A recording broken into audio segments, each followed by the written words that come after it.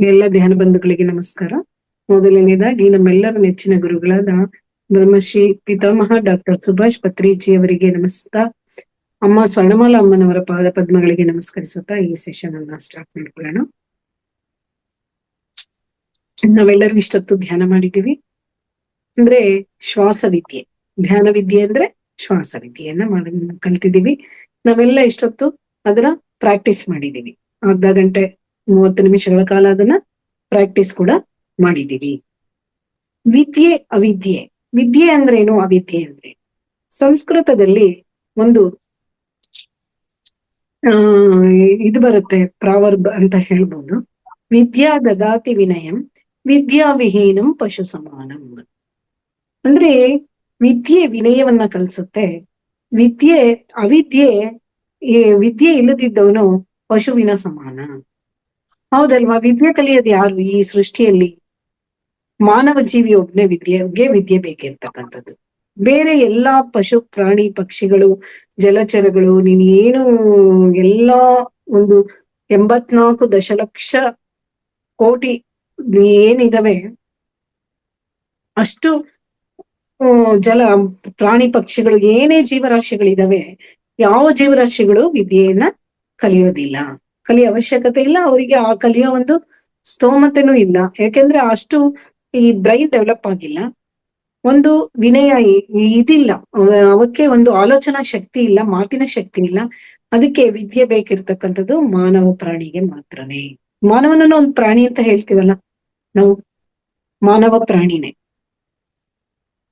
ನಮಗೆ ಆಲೋಚನಾ ಶಕ್ತಿ ಇದೆ, ಓಡಾಡುವ ಶಕ್ತಿ ಇದೆ, ಮಾತನಾಡುವ ಶಕ್ತಿ. ಓಡಾಡುವ ಶಕ್ತಿ ಎಷ್ಟೋ ಪ್ರಾಣಿಗಳಿಗಿದೆ, ಆದ್ರೆ ಆಲೋಚನಾ ಶಕ್ತಿ ಮತ್ತು ಮಾತನಾಡುವ ಶಕ್ತಿ ಇರೋದು ಕೇವಲ ಒಬ್ಬ ಮಾನವ ಜಾತಿಗೆ ಮಾತ್ರ. ಅದಕ್ಕೆ ನಮಗೆ ಬೇಕಾಗಿರ್ತಕ್ಕಂಥದ್ದು ವಿದ್ಯೆ. ನಾನು ಚಿಕ್ಕವಳಿದ್ದಾಗ ಒಂದ್ಸರಿ ನನ್ನ ಒಂದು ಡೈರಿಯಲ್ಲಿ ಬರ್ದಿಟ್ಕೊಂಡಿದ್ದೆ, ವಿದ್ಯಾ ದದಾತಿ ವಿನಯಂ ವಿದ್ಯಾ ವಿಹೀನಂ ಪಶು ಸಮಾನ ಅಂತ. ನಾನು ಎಲ್ಲೋ ಹಿಂಗೆ ಓದಿದ್ರೆ ನಂಗೆ ಬಹಳ ಇಷ್ಟ ಆಗಿ ಬರ್ಕೊಂಡಿದ್ದೆ. ಅಂದ್ರೆ ನನಗೆ ಅವಾಗ ಗೊತ್ತಿಲ್ಲ ವಿದ್ಯೆ ಅಂದ್ರೆ ಏನು. ಅಂದ್ರೆ ನಾವೇನು ಅಕಾಡೆಮಿಕ್ ಎಜುಕೇಶನ್, ಯಾವ್ದೋ ಒಂದು BA BSc MBBS ಇಂಜಿನಿಯರಿಂಗು ಇನ್ನೇನೋ ಒಂದು ಡಿಗ್ರಿ ತಗೊಂತಾರಲ್ಲ, 1-2ನೇ ಕ್ಲಾಸಿಂದ ಸ್ಕೂಲ್ ಜಾಯಿನ್ ಆಗಿ ಕಾಲೇಜು PhD ಎಲ್ಲ ಮಾಡ್ತಾರೆ. ಇದೇ ವಿದ್ಯೆ ಅಂತ ನಾನು ಅಂದ್ಕೊಂಡಿದ್ದೆ ಅವತ್ತಿಗೆ. ನಾನು ಸ್ಕೂಲ್ ಡೇಸ್ ಅಲ್ಲಿ ನಾನು ಅದನ್ನ ಬರ್ಕೊಂಡಿದ್ದೆ, ಅವತ್ತಿಗೆ ನಾನು ಅದನ್ನೇ ಅಂದ್ಕೊಂಡಿದ್ದೆ.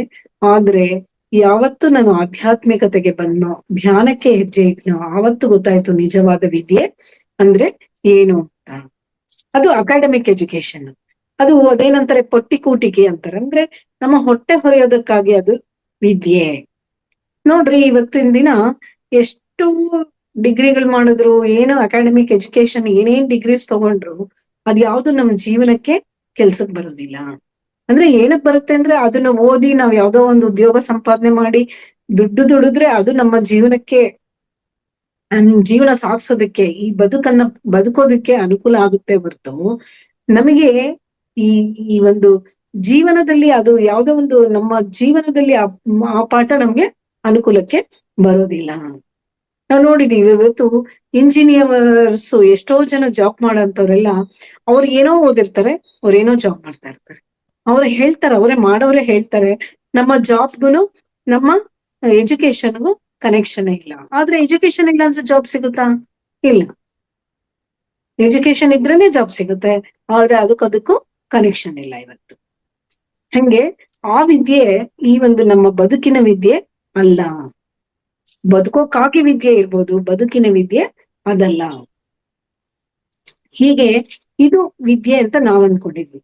ಆದ್ರೆ ನಿಜವಾದ ನಮ್ಮ ಬದುಕನ್ನ ಗೊಳಿಸ್ಕೊಳ್ಳಕ್ಕೆ ಬೇಕಾದಂತ ವಿದ್ಯೆ ಯಾವ್ದಪ್ಪ ಅಂದ್ರೆ ಶ್ವಾಸ ವಿದ್ಯೆ. ಶ್ವಾಸ ವಿದ್ಯೆನೆ ನಿಜವಾದ ವಿದ್ಯೆ.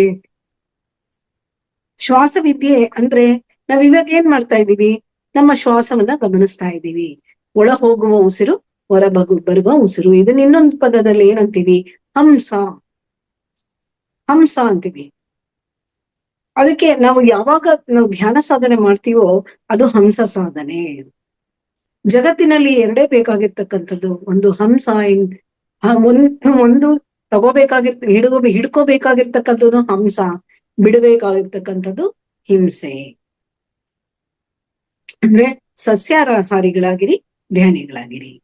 ಪತ್ರಿಜಿಯವರು ಯಾವಾಗ್ಲೂ ಅದನ್ನ ಹೇಳ್ತಾ ಇದ್ರು, ಸಸ್ಯಾಹಾರಿಗಳಾಗಿ ಧ್ಯಾನಿಗಳಾಗಿ. ಹಂಸವಿದ್ಯೆನೆ ಶ್ವಾಸವಿದ್ಯೆ, ಹಂಸವಿದ್ಯೆನೆ ಶ್ವಾಸವಿದ್ಯೆ, ಶ್ವಾಸವಿದ್ಯೆನೆ ಮಹಾವಿದ್ಯೆ. ನೋಡ್ರಿ, ನಾವ್ ಎಷ್ಟು ಸಾಧನೆ ಮಾಡ್ತಾ ಹೋಗ್ತಿವೋ ಮಾಡ್ದಂಗೆ ನಾವು ಪರಮಹಂಸರಾಗ್ತೀವಿ. ಅದಕ್ಕೆ ಪಿರಮಿಡ್ ಮಾಸ್ಟರ್ಸ್ ಎಲ್ಲರೂ ಪರಮಹಂಸರು ಅಂತ ಹೇಳ್ತಾರೆ ಪತ್ರಿಜಿಯವರು. ಪಿರಮಿಡ್ ಮಾಸ್ಟರ್ಸ್ ಎಲ್ಲರೂ ಪರಮಹಂಸರು. ನಾವು ಹಂಸ ವಿದ್ಯೆಯನ್ನೇ ದಿನ ಮಾಡ್ತಾ ಇರ್ತಕ್ಕಂಥದ್ದು.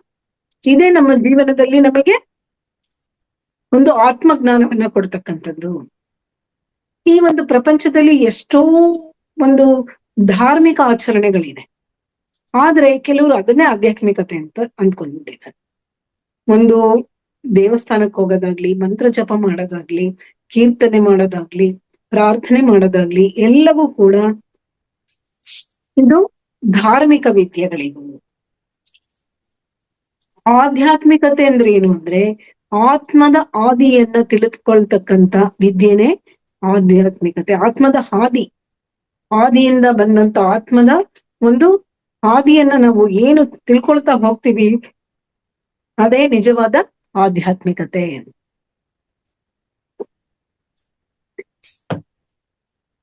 ಆದ್ರೆ ಅದನ್ನ ತಪ್ಪಾಗಿ ತಿಳ್ಕೊಂಡು ನಾವು ಪೂಜೆ ಪುನಸ್ಕಾರಗಳನ್ನೆಲ್ಲ ಆಧ್ಯಾತ್ಮಿಕತೆ ಅಂತ ಕೆಲವರು ಮಾತಾಡ್ತಾರೆ. ಅದು ಆಧ್ಯಾತ್ಮಿಕತೆ ಅಲ್ಲ, ಅದು ಧಾರ್ಮಿಕತೆ. ಅದು ಧಾರ್ಮಿಕತೆ. ನಾವು ಎಷ್ಟೇ ಏನೆಲ್ಲ ಮಾಡಿದ್ರು, ಹೋಮ ಹವನ ಪೂಜೆ ಪುನಸ್ಕಾರ ಯಜ್ಞ ಯಾಗಾದಿಗಳು ಏನ್ ಮಾಡಿದ್ರು ನಮ್ಗೆ ಎಷ್ಟೋ ಫಲಗಳು ಸಿಗುತ್ತೆ ಅಲ್ವಾ. ಮಾಡಿರ್ತೀವಿ ನಾವು. ಅಲ್ಲ ಹರಕೆ, ನಮ್ಗೆ ಏನಾದ್ರೂ ಒಂಚೂರು ಕಷ್ಟ ಬಂದ್ರೆ ಅಲ್ಲಿಗ ಹರಕೆ ಮಾಡ್ಕೊಳ್ಳೋದು, ಇಲ್ಲಿಗೆ ಹೋದ್ರೆ ಒಳ್ಳೇದಾಗುತ್ತೆ ಅಂತ ಹೇಳ್ತಾರೆ. ಎಷ್ಟೋ ಸಮಾಜದಲ್ಲಿ ಎಷ್ಟೋ ಜನ ನಮ್ಗೆ ಗೈಡೆನ್ಸ್ ಕೊಡ್ತಾ ಇರ್ತಾರೆ. ಅಲ್ಲಿ ಹೋಗು, ಇಲ್ಲಿ ಹೋಗು, ವಾಸಿ ಆಗುತ್ತೆ. ಏನಾದ್ರೂ ಪ್ರಾಬ್ಲಮ್ಸ್, ಹೆಲ್ತ್ ಪ್ರಾಬ್ಲಮ್ಸ್ ಬಂದ್ರೆ, ಇಲ್ಲ ಬೇರೆ ಏನಾದ್ರೂ ಪ್ರಾಬ್ಲಮ್ಸ್ ಬಂದ್ರೆ,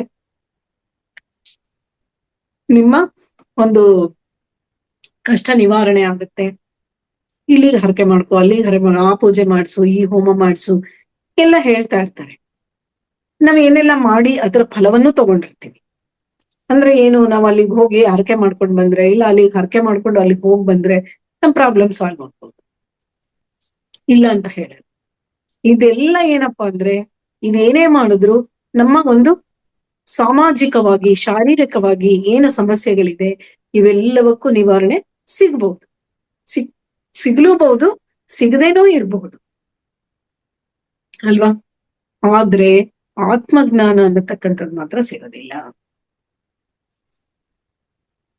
ಅಲ್ವಾ. ಆತ್ಮಜ್ಞಾನ ಸಿಗೋದು ಧ್ಯಾನದಿಂದ ಮಾತ್ರನೇ, ಶ್ವಾಸ ವಿದ್ಯೆಯಿಂದ ಮಾತ್ರನೇ. ಅದೇ ನಿಜವಾದ ವಿದ್ಯೆ. ಆತ್ಮ ಪರವಾಗಿ ಎಲ್ಲಾದ್ರೂ ವಿಚಾರಕ್ಕೆ ಹೇಳ್ತಾರ ಈ ತರ ಕಾರ್ಯಗಳಿಗೆ ಹೋದಾಗ? ಇಲ್ಲ. ನಾವೇನ್ ಮಾಡ್ತೀವಿ, ಸಂಕಲ್ಪ ಮಾಡಿಸ್ತೀವಿ, ನಮ್ ನಕ್ಷತ್ರ ಹೇಳ್ತೀವಿ, ನಮ್ಮ ಗೋತ್ರ ಹೇಳ್ತೀವಿ, ಇನ್ನೇನೋ ಹೇಳ್ತೀವಿ, ನಮ್ಮ ಫ್ಯಾಮಿಲಿ ಮೆಂಬರ್ಸ್ ಎಲ್ಲ ಹೇಳಿ ಇವ್ರಿಗೆಲ್ಲ ಒಳ್ಳೇದಾಗ್ಲಿ ಅಂತ ಅಲ್ಲಿ ಏನು ಪುರೋಹಿತರು ಇರ್ತಾರೆ ಅವರು ಒಂದು ಸಂಕಲ್ಪ ಮಾಡಿಸ್ತಾರೆ. ಈ ಸಂಕಲ್ಪದ ಸಮಯದಲ್ಲಿ ನಾವು ಸ್ವಲ್ಪ ಎಂಟಿ ಮೈಂಡ್ ಅಲ್ಲಿ ಇದ್ದು, ಶೂನ್ಯದಲ್ಲಿದ್ದು ನಮ್ಮ ಸಂಕಲ್ಪ ಸಿದ್ಸಿದ್ರೆ ಅದೆಲ್ಲ ಈಡೇರುತ್ತೆ. ಅಷ್ಟೇ ಬಿಟ್ರೆ ಆತ್ಮಜ್ಞಾನ ಎಲ್ಲೂ ಸಿಗೋದಿಲ್ಲ. ಈ ಆತ್ಮಜ್ಞಾನ ಬರ್ಬೇಕು ಅಂದ್ರೆ ನಾವು ಒಬ್ಬ ಆತ್ಮ, ನಾನು ಈ ದೇಹ ಅಲ್ಲ, ನಾನು ಆತ್ಮ ಅಂತ ಗೊತ್ತಾಗ್ಬೇಕಾದ್ರೆ ಧ್ಯಾನನೇ ಶರಣು. ಅದಕ್ಕೆ ಧ್ಯಾನಂ ಶರಣಂ ಗಚ್ಚಾಮಿ. ಪತ್ರೇಜಿಯವರು ಯಾವಾಗ್ಲೂ ಹೇಳ್ತಿದ್ರು, ಧ್ಯಾನಂ ಶರಣಂ ಗಚ್ಚಾಮಿ. ಧ್ಯಾನವೇ ಶರಣು. ಧ್ಯಾನದಿಂದ ಮಾತ್ರನೇ ನಮಗೆ ಆತ್ಮಜ್ಞಾನ ಬರ್ತಕ್ಕಂಥದ್ದು. ಇದೇ ಅಲ್ಟಿಮೇಟ್, ಕೊನೆಯ ಒಂದು ಮೆಟ್ಟಿಲು. ನಾವ್ ಏನೆಲ್ಲಾ ಮಾಡ್ಕೊಂಡ್ ಬಂದಿದೀವಿ ಇದುವರೆಗೂ, ಇದೇ ಒಂದು ಜನ್ಮದಲ್ಲ. ಈ ಆತ್ಮ ಹುಟ್ಟಿದಾಗಿನಿಂದ ಈ ಆತ್ಮ ಒಂದು ಹುಟ್ಟಿದಾಗಿನಿಂದ ಈ ಭೂಮಿ ಮೇಲೆ ಎಷ್ಟು ಸಾರಿ ಬಂದಿದ್ಯೋ, ಎಷ್ಟೋ ಜನ್ಮಗಳು ತಗೊಂಡಿದೆ. ಎಲ್ಲಾ ಸಮಯದಲ್ಲೂ ನಾವೆಲ್ಲ ಏನೋ ಒಂದು ಮಾಡ್ತಾ ಮಾಡ್ತಾ ಮಾಡ್ತಾ ಮುಂದಕ್ಕೆ ಬರ್ತಾ ಇದ್ದೀವಿ. ಹುಟ್ಟಿದ ತಕ್ಷಣ ನಾವು ಧ್ಯಾನ ಸಿಕ್ಕಿಲ್ಲ ನಮಗೆ. ಈ ಆತ್ಮ ಭೂಮಿ ಮೇಲೆ ಬಂದ ತಕ್ಷಣ ನಮ್ಗೆ ಧ್ಯಾನ ಸಿಕ್ಕಿಲ್ಲ. ಈ ಶ್ವಾಸ ವಿದ್ಯೆ ಅನ್ನೋದು ನಮಗೆ ಸಿಕ್ಕಿಲ್ಲ. ಆದ್ರೆ ಈ ಒಂದು ಎಷ್ಟೋ ಜನ್ಮಗಳ ನಂತರ ನಾವು ಇವತ್ತು ಈ ಒಂದು ಆತ್ಮವಿದ್ಯೆಯನ್ನ ಕಲಿಯಕ್ಕೆ ಬಂದಿದೀವಿ. ಇದರ ಒಂದು ಆಕರ್ಷಣೆಗೆ ಒಳಗಾಗಿ ಈ ಒಂದು ವಿದ್ಯೆಯನ್ನ ಕಲಿತು ನಾವು ಆತ್ಮಜ್ಞಾನವನ್ನ ಪಡಿತಾ ಇದ್ದೀವಿ. ಅದಕ್ಕೆ ಏನ್ ಹೇಳ್ತಾರೆ, ಇದು ಬ್ರಹ್ಮ ವಿದ್ಯೆ. ಬೇರೆ ಏನಾದ್ರೂ ಆಗ್ಲಿ ಕೋತಿ ವಿದ್ಯೆ, ಇದು ಧ್ಯಾನ ಬ್ರಹ್ಮ ವಿದ್ಯೆ. ಬ್ರಹ್ಮಜ್ಞಾನ, ಆತ್ಮಜ್ಞಾನ. ಆತ್ಮಜ್ಞಾನ ಅಂದ್ರೆ ಏನು? ನಾವ್ ಏನ್ರಲ್ಲೂ ನಮ್ಗೆ ಆತ್ಮಜ್ಞಾನ ಸಿಗಲ್ಲ ಅಂತೀವಿ. ಆತ್ಮಜ್ಞಾನ ಧ್ಯಾನ ಮಾಡಿದ್ರೆ ಸಿಗುತ್ತೆ ಅಂತೀವಿ. ಅಂದ್ರೆ ಏನು? ನಾವು ಧ್ಯಾನ ಮಾಡ್ತಾ ಮಾಡ್ತಾ ಜ್ಞಾನವನ್ನು ಕೂಡ ಕೇಳ್ತಾ ಇರ್ತೀವಿ. ಜ್ಞಾನ ಸಂಪಾದನೆಯತ್ತ, ಜ್ಞಾನಾರ್ಜನೆಯತ್ತ ನಾವು ಮುಖ ಮಾಡ್ತೀವಿ. ಈ ಜ್ಞಾನವನ್ನ ತಿಳ್ಕೊಳ್ತಾ ಏನ್ ಗೊತ್ತಾಗುತ್ತೆ ನಮಗೆ? ನಾನು ಈ ದೇಹ ಅಲ್ಲ, ನಾನು ಆತ್ಮ. ನಾನು ಈ ದೇಹ ಅಲ್ಲ, ನಾನು ಆತ್ಮ ಅನ್ನೋ ಒಂದು ವಿಚಾರ ಗೊತ್ತಾಗುತ್ತೆ ನಮಗೆ. ಇದೇ ಆತ್ಮಜ್ಞಾನ, ಇದೇ ಆತ್ಮವಿದ್ಯೆ. ಧ್ಯಾನ ವಿದ್ಯೆನೇ ಆತ್ಮವಿದ್ಯೆ. ಇದೇ ನಿಜವಾದ ವಿದ್ಯೆ. ಯಾವಾಗ ನಾನು ಆತ್ಮ ಅಂತ ತಿಳ್ಕೊಳ್ತೀವೋ ಇದು ವಿನಯವನ್ನು ಕೂಡ ಕಲಿಸುತ್ತೆ. ಇಲ್ಲೇನಾದ್ರೂ ಅಹಂಕಾರ ಬಂತು ಅಂದ್ರೆ ನಾವು ನಮ್ಮ ನಾಶದ ಕಡೆಗೆ ಪ್ರಯಾಣ ಮಾಡ್ತಿದ್ದೀವಿ ಅಂತ ಅರ್ಥ. ಯಾಕೆಂದ್ರೆ ಇಲ್ಲಿ ಸಾತ್ವಿಕ ಅಹಂಕಾರ. ಈಗ ಸಾಮಾಜಿಕವಾಗಿ ಎಷ್ಟೋ ಅಹಂಕಾರಗಳಿರ್ಬೋದು. ಹಣ ಇದೆ ಅಂತ ಅಹಂಕಾರ ಇರ್ಬೋದು, ಬೇರೆ ವಿದ್ಯೆಗಳಿದೆ ಅಂತ ಅಹಂಕಾರ ಇರ್ಬೋದು, ಇನ್ನೇನೋ ನನ್ನ ಬಹಳ ಸುಂದರವಾಗಿದ್ದೀನಿ ಅಂತ ಅಹಂಕಾರ ಇರ್ಬೋದು. ಎಷ್ಟೋ ಅಹಂಕಾರಗಳಿರ್ಬಹುದು. ಆದ್ರೆ ಈ ಯಾವಾಗ ನಾವು ಧ್ಯಾನಕ್ಕೆ ಬಂದು ನಾನ್ ಧ್ಯಾನ ಮಾಡ್ತೀನಿ, ನನ್ ಬಿಟ್ರೆ ಇಲ್ಲ, ನನ್ಗೆ ಏನ್ ಬೇಕಿದ್ರು ಮಾಡ್ಕೊಂತೀನಿ ಅಂತ ಒಂದು ಅಹಂಕಾರ ಬರುತ್ತೋ ಅದು ಸಾತ್ವಿಕ ಅಹಂಕಾರ. ಅದೆಲ್ಲ ತಾಮಸ ಅಹಂಕಾರ, ರಾಜಸ ಅಹಂಕಾರ ಆಯ್ತು. ನಮ್ಮ ಸಮಾಜದಲ್ಲಿ ಏನಿದೆ ಅದೆಲ್ಲ. ಈ ಒಂದು ನಾವು ಆತ್ಮಜ್ಞಾನವನ್ನ ತಿಳ್ಕೊಂಡು ಕೂಡ ನಾವು ಅಹಂಕಾರ ಪಟ್ರೆ ಇದು ಸಾತ್ವಿಕ ಅಹಂಕಾರ. ಇದಕ್ಕೆ ಬಹಳ ಬೆಲೆ ತೆರಬೇಕಾಗತ್ತೆ ನಾವೇನಾದ್ರೂ ಅಹಂಕಾರ ಪಟ್ರೆ. ಸಾತ್ವಿಕ ಅಹಂಕಾರಕ್ಕೆ ಬಹಳ ಬೆಲೆ ತೆರಬೇಕಾಗತ್ತೆ. ಅದಕ್ಕೋಸ್ಕರ ನಾವಿಲ್ಲಿ ಏನ್ ಜ್ಞಾನ ತಿಳ್ಕೋಬೇಕು? ಆತ್ಮಜ್ಞಾನವನ್ನ. ಆತ್ಮಜ್ಞಾನ ಅಂದ್ರೆ ಏನು? ನಾನು ಈ ದೇಹ ಅಲ್ಲ, ಆತ್ಮ. ನಾನು ಈ ದೇಹ ಅಲ್ಲ, ಆತ್ಮ ಅಂತ ತಿಳ್ಕೋಬೇಕು. ಹೇಗ್ ತಿಳ್ಕೊಳ್ಳೋದು? ಅನುಭವ ಹೇಗಾಗುತ್ತೆ? ಅನುಭವ ಆಗುತ್ತೆ ಅಂತಾರೆ, ಕೆಲವ್ರಿಗೆ ಅನುಭವ ಆಗೋದಿಲ್ಲ. ಅದೇ ಬಹಳ ಜನಕ್ಕೆ ಪ್ರಾಬ್ಲಮ್ ಇರುತ್ತೆ. ನನ್ಗೇನು ಅನುಭವ ಆಗ್ತಿಲ್ಲ, ನನಗೇನು ಅನುಭವ ಆಗ್ತಿಲ್ಲ. ಮತ್ತೆ ಹೇಗೆ? ಅನುಭವ ಅಂದ್ರೆ ಏನು? ಏನ್ ನನಗೆ ಆತ್ಮ ಕಾಣಿಸೋದ್ರೇನೆ ಅನುಭವನ? ಆತ್ಮ ಅಂದ್ರೆ ಏನು? ನಮ್ಗೆ ಹೇಗ್ ಕಾಣಿಸುತ್ತದು? ಇದೆಲ್ಲ ಅಲ್ಲ. ನಾವ್ ನಮ್ಗೇನಾದ್ರೂ ಕಾಣಿಸಿದ್ರೆ ಓಕೆ, ಕಾಣಿಸ್ಲಿಲ್ವಾ? ಇನ್ನೊಬ್ಬರಿಗೆ ಯಾರಿಗೋ ಕಾಣಿಸಿದೆ, ಅವರು ನಮಗೆ ಅವರ ಅನುಭವವನ್ನ ಹೇಳ್ತಾ ಬರ್ತಾರೆ. ಆ ಅನುಭವವೇ ನಮ್ಮ ಅನುಭವ. ಇನ್ನೊಬ್ಬರ ಅನುಭವನೇ ನಮ್ಮ ಅನುಭವವಾಗಿ ತಗೊಳ್ತೀವಿ ನಾವು. ಅಷ್ಟು ವಿಶಾಲ ಹೃದಯದವರಾಗಿ, ಅಷ್ಟು ಬ್ರಾಡ್ ಮೈಂಡೆಡ್ ಆಗಿ ನಾವು ಅದನ್ನ ಸ್ವೀಕಾರ ಮಾಡ್ತೀವಿ. ಇನ್ನೊಬ್ಬರ ಅನುಭವವು ಕೂಡ ನಮ್ಮ. ಯಾಕೆ ಅಂದ್ರೆ ಇದು ಬ್ರಹ್ಮಜ್ಞಾನ. ಆತ್ಮಜ್ಞಾನ ಅಂದ್ರೇನು? ನಾನು ಈ ದೇಹ ಅಲ್ಲ, ಆತ್ಮ ಅಂತ ತಿಳ್ಕೊಳ್ಳೋದೇ ಆತ್ಮಜ್ಞಾನ. ನಾನೊಬ್ಬನೇ ಆತ್ಮ ಅಲ್ಲ, ಆತ್ಮ ಸ್ವರೂಪ ಅಲ್ಲ, ಎಲ್ಲರೂ ಆತ್ಮ ಸ್ವರೂಪರೇ. ಸಕಲ ಚರಾಚರವು ಈ ಜಗತ್ತಿನಲ್ಲಿ ಆತ್ಮ ಸ್ವರೂಪವೇ. ಎಲ್ಲವೂ ಬ್ರಹ್ಮನ ತತ್ವವೇ, ಬ್ರಹ್ಮ ತತ್ವವೇ ಹೊಂದಿದೆ. ಇದಕ್ಕೇನ್ ಹೇಳ್ತೀವಿ? ಬ್ರಹ್ಮಜ್ಞಾನ ಅಂತೀವಿ. ನಾನು ಆತ್ಮ ಅಂತ ತಿಳ್ಕೊಳ್ಳೋದು ಆತ್ಮಜ್ಞಾನ. ಎಲ್ಲರೂ ಆತ್ಮ ಸ್ವರೂಪರೇ ಅಂತ ತಿಳ್ಕೊಳ್ತಕ್ಕಂಥದ್ದು, ಪ್ರತಿಯೊಂದು ಆತ್ಮ ಸ್ವರೂಪವೇ ಅಂತ ತಿಳ್ಕೊಳ್ತಕ್ಕಂಥದ್ದು ಬ್ರಹ್ಮಜ್ಞಾನ.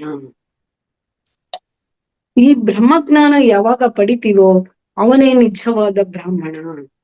ಹುಟ್ಟಿನಿಂದ ಅಲ್ಲ ಬ್ರಾಹ್ಮಣ, ಹುಟ್ಟಿನಿಂದ ಅಲ್ಲ ಬ್ರಾಹ್ಮಣ. ಬ್ರಹ್ಮಜ್ಞಾನವನ್ನ ಪಡೆದವನೇ ನಿಜವಾದ ಬ್ರಾಹ್ಮಣ. ಇಲ್ಲಿ ಜಾತಿ ಪಂಥ ಎಲ್ಲ ನಾವು ಮಾಡ್ಕೊಂಡ್ರು.